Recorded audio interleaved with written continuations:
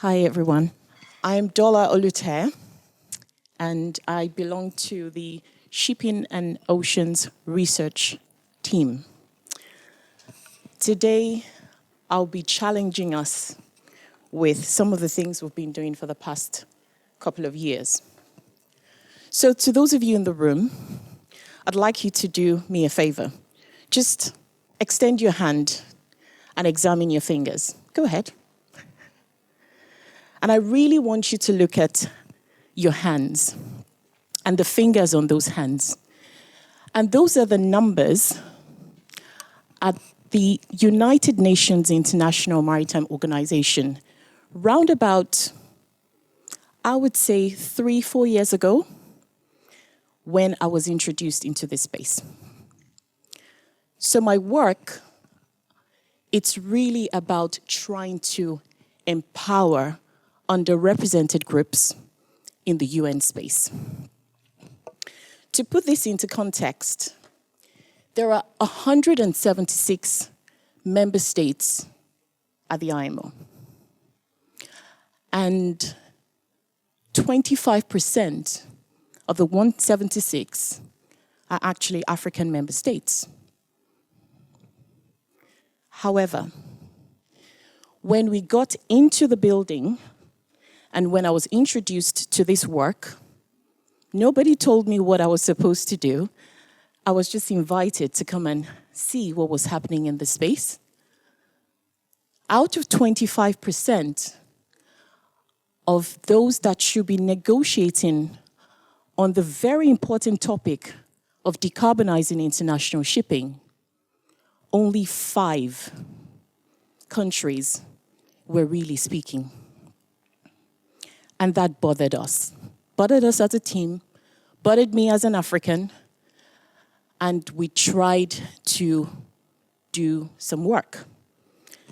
To start with, I felt that right in that moment, during that discussion, it was important for me to understand that number 5 out of 44.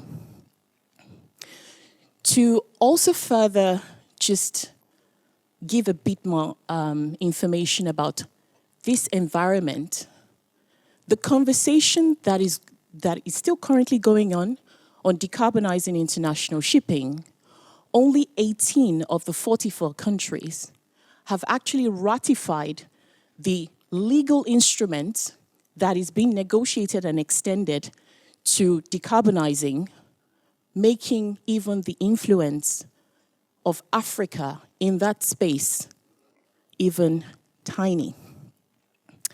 And so, if you look at this global description of what's going on, one of the key issues that jumped out at me is the question of disproportion. Disproportion when we talk about decarbonizing the entire international shipping. And when we look at it, it was all about readiness. A lot of countries in the global north have been on this trajectory of decarbonization, not only in shipping, generally speaking, and we know that in England. However, just like some of the things that we've heard from the previous speakers, there are communities, there are environments that if you think and we use the Maslow's hierarchy of needs as in our mental map to think about what is happening, they're not ready. They're not even thinking about it because their present everyday needs has nothing to do with shipping.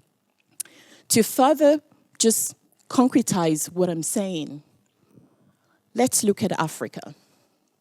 And you can pick out Africa from there. You have key ports there.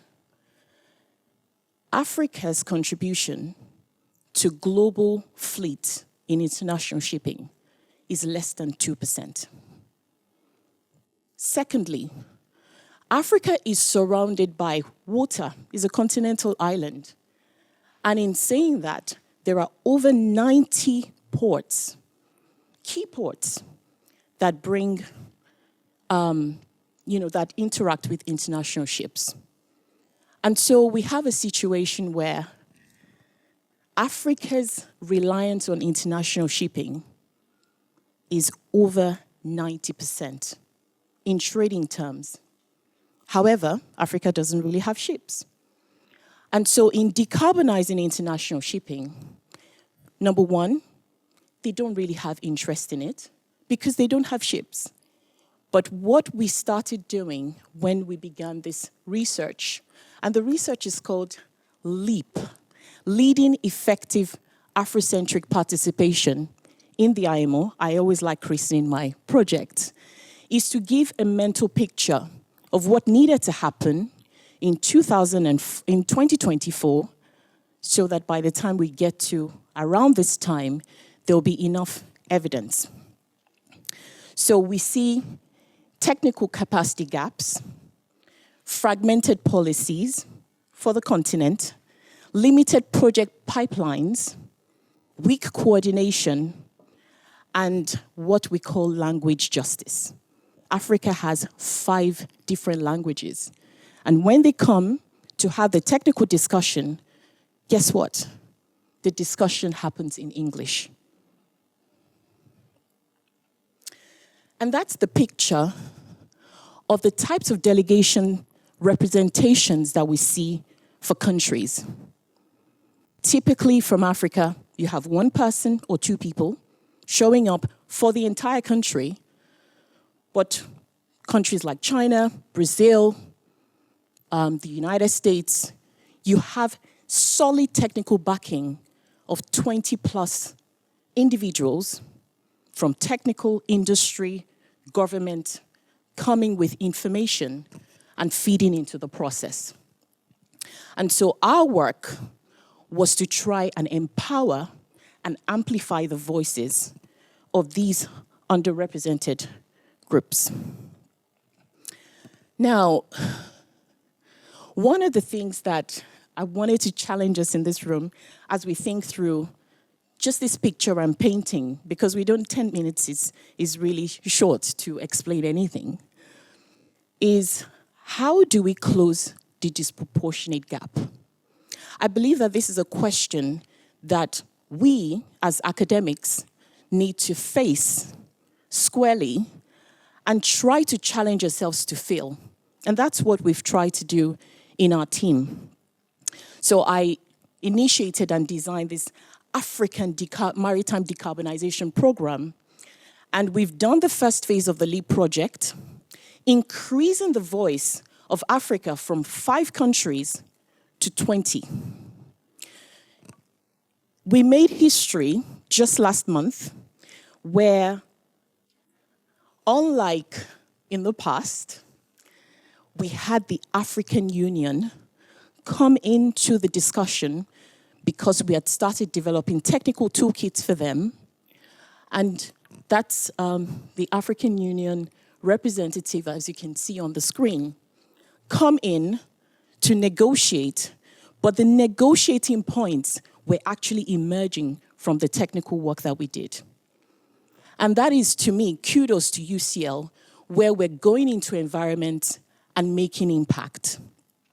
And so, from country capacity building to continental voice amplification, we supply technical research to support countries that had never negotiated before. They were able to go into that space. We went to various countries from Kenya to Namibia, Ghana, Nigeria, hosting workshops, empowering them with some of the models that were developed to show the trajectory of the impact of international shipping decarbonization on their continent. And you can see we had a summit in Nigeria, and now we have the African Union engaging in the conversation. And so those are the things that changed in the room. Voices that were quiet and silent began to speak.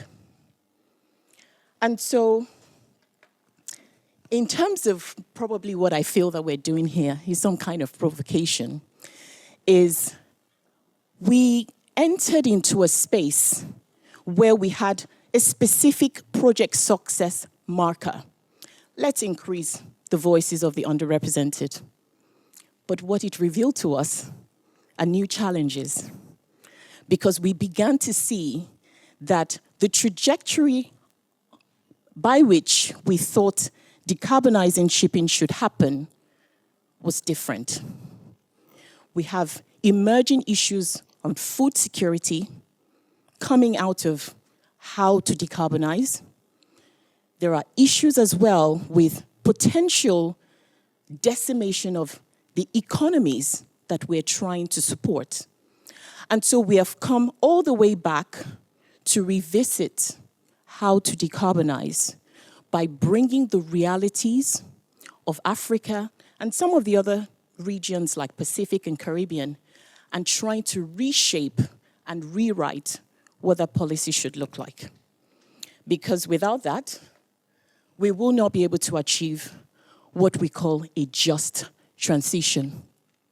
So in essence, in closing the net zero gap, we need to accelerate it by ensuring that every single one of those 176 countries participate in a just way. And how they do that is that they bring their evidence, they work together multilaterally, and they present a policy framework that everybody can stand behind. Thank you.